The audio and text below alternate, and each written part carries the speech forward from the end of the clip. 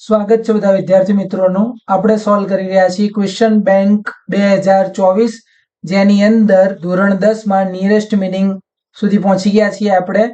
તો સૌપ્રથમ પહેલો શબ્દ છે નિયરેસ્ટ મીનિંગ ની અંદર 3 માર્ક્સમાં પૂછાય છે ફેસિનેટેડ. પહેલો શબ્દ છે ફેસિનેટેડ, એનો ગુજરાતી થાય આકર્ષિત. તો ફેસિનેટેડ નો જવાબ આવશે અટ્રેક્ટેડ. બીજું છે સ્લિમ. સ્લિમ એટલે એકદમ પાતળા, એટલે કે વેરી થિન. ત્રીજું છે વેનિશ. વેનિશ એટલે અદ્રશ્ય થઈ જવું, અને ડિસઅપિયર એટલે પણ અદ્રશ્ય થઈ જવું. એના પછી બીજા 3 શબ્દો તરફ જઈએ. પછી આવે છે બ્લિંક. બ્લિંક એટલે ઝબકવું, તો બ્લિંક માટે આવશે ટ્વિંકલ એટલે ઝબકવું. પછી ગીવ અપ. ગીવ અપ એટલે છોડી દેવું, એટલે કે અબેન્ડન એટલે છોડી દેવું, ત્યાગ કરવો. ડિસ્ટ્રોય એટલે નાશ કરવો, અને રૂઇન એટલે પણ નાશ કરવો.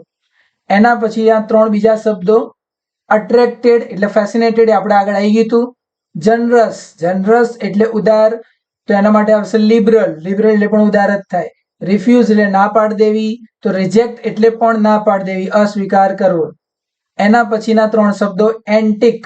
તો એન્ટિક જે છે એનો અર્થ જે છે એન્શિયન્ટ એટલે કે પ્રાચીન. એન્ટિક એટલે બહુ જૂની વસ્તુ હોય, પ્રાચીન હોય, તો એન્શિયન્ટ એટલે પ્રાચીન.